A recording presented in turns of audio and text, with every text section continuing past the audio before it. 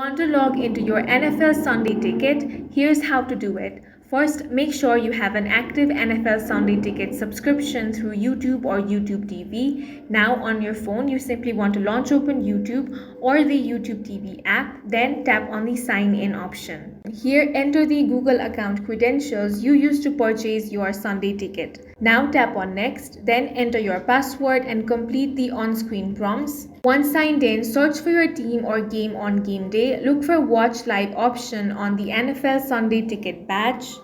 Then click to start streaming. If you cannot log in, double check you're using the correct Google account, update the YouTube app or reset your password if needed. Once logged in, you'll be able to stream every Sunday afternoon out of market game. And that's all for this video. If you found it useful, make sure to hit the like button and subscribe for more videos like this.